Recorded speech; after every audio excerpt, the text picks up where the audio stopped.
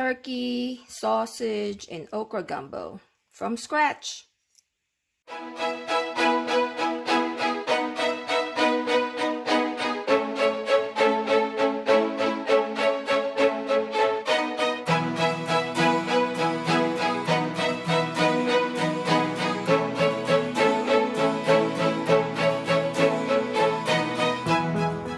Hello everyone, this is East-West Picayune again. Today I'm going to show you how to make turkey gumbo from scratch.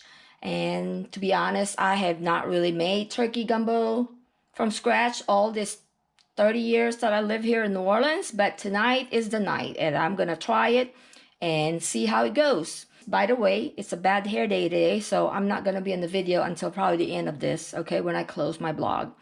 Anyway, so let's get started. So for your roux, you're going to need about a cup of flour, white flour, and about some bacon grease. I'm going to render that in a bit, or just oil if you like. But bacon is the best, actually makes the flavor better. But of course, it's not good for your health. But anyhow, and of course, your trinity here for your spices.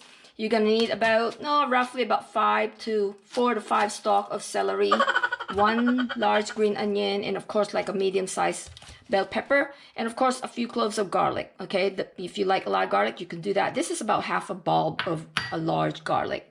And of course some smoked sausage. This is about 3/4 of a pound. You know, you can use a pound. It just, as you know, I always cook by estimate, so kind of around that ballpark.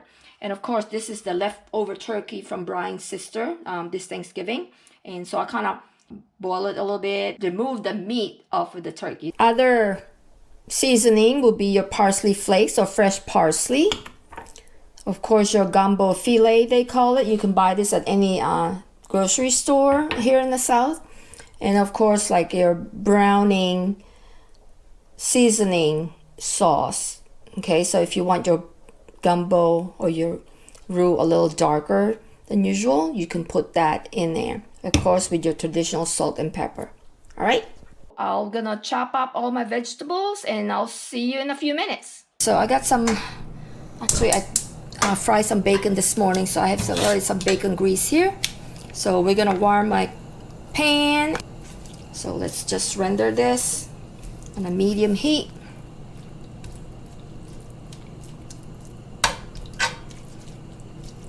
And hopefully I'll get enough fat off of this bacon to make a little half a pot of gumbo. So while my bacon fat is rendering here, in this other pan, we're gonna saute our trinity. So I'm gonna get some bacon grease, or you can use cooking oil or whatever healthy oil you like. But since I'm dedicated to make it the real Cajun way, I'm gonna use bacon grease. Then I'm gonna put in my trinity, okay, the vegetables that I talked about. So basically 1 large yellow onion, 1 medium-sized bell pepper, and about 5 stalks of the celery. Okay, so I'm gonna fry this down under medium to high heat until it's all softened. I think it takes a while to make gumbo from scratch, so that's probably why I never done it. All these years I've cheated. I used gumbo mix, so this might take about, I don't know, 15 minutes or so. You're gonna find that if I cook, I do give you some measurement, but in reality of life is I don't really measure. I just kind of guesstimate everything. The bacon is rendering here real good. Let me see. I'm gonna have about, about a cup of it. So come back to this pan here. Okay, starting to soften up a little. Pretty good. And then I'm gonna put my garlic in. You can put as much garlic as you like, if you like the good garlic flavor. Frying the garlic actually release the aroma of the garlic better than just putting it in the soup or the stew. Okay, so it's coming along nicely. Let me switch pan here. So you see I took all the bacon bits out, and that will be used to make some potato soup or something. That will be a good addition to it. So now I have my that's about roughly a cup of fat, and then about another cup of flour. So then you're gonna, on very low heat, you wanna cook the flour down. Okay, you don't want to burn your bacon and your flour, so to speak. Okay, now of course the darker your roux is, the darker your gumbo is. Okay, so let's see. Yep, this is about how it goes. I lowered my heat to low, really low, because I don't want to burn my flour. This is a cast iron pan, so sometimes it is hotter than the usual pan. Burning it, you can turn it off, so there's no continuous heat. And then you can turn it back on in a bit. And of course you have to continuously stirring this. Don't leave it, because you'll be sorry if you do. You can see the roux is a little darker, but it's not burned. I had it in very low, the lowest of the low. And I kind of had turned off the heat here and there just to make sure it doesn't burn. And almost there, but I want it a little darker. Okay, so I think I've been stirring this thing for over, I'll say 20 minutes. So it might take about 30 minutes or so then, looks like. Yeah, gumbo is a tradition here down in the south, where people make this, during fall or the first snap of the first cold weather snap, as they call it. And it's really good, and people here eat it with potato salad. Never really heard of that until maybe a year or two ago. But as I said, I'm not from here. I was a transplant and lived here for over 30 years.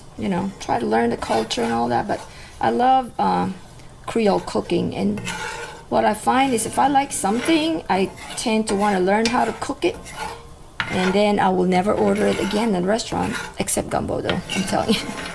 You cannot be wrong by eating gumbo anywhere here down south. Okay, so I'm gonna continue stirring, and I'll be right back. That's the broth simmering off with the Trinity. And this is my roux. So let's pour this roux in. Scrape down the last of my roux.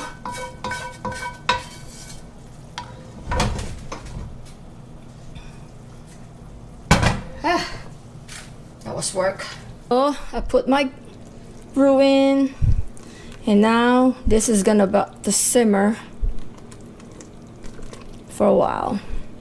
Okay. Oh, by the way, while I was boiling it, I put a couple of bay leaf, by the way. Forgot to show you all that. So another ingredient that I forgot to tell you is some cut okra. Okay, you can buy fresh ones, but I guess I'm a little lazy, so I'm gonna use the frozen cut okra. Grapeseed oil, or any oil you want. I said cast iron pan are hotter than usual for some reason, so you gotta watch the heat. Alright, so now I'm gonna smother these okra. So I want to put a little vinegar. Okay, this helps with the slime, maybe a tablespoon or so. And then you just stir it. Just keep stirring it until the slime goes away. So this is how your okra is supposed to look like. This is how my roux looks like.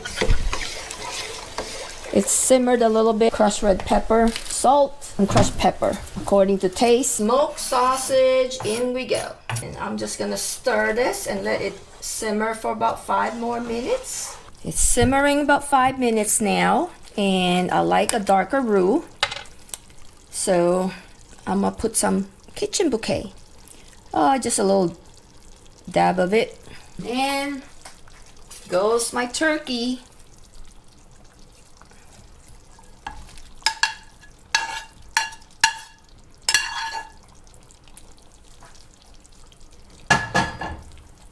Oh yeah, this is good. Look at this. Yeah. So, I don't know, about half a tablespoon of parsley. So that should simmer 1 last minute. And then, of course, your gumbo filet. Okay, this kind of look like that. I've kind of put it in a little jar. And you can purchase this at any store. Probably half a tablespoon or so. That would make the gumbo even thicker. So this is it. This is my homemade turkey sausage gumbo. Hope you enjoyed this vlog.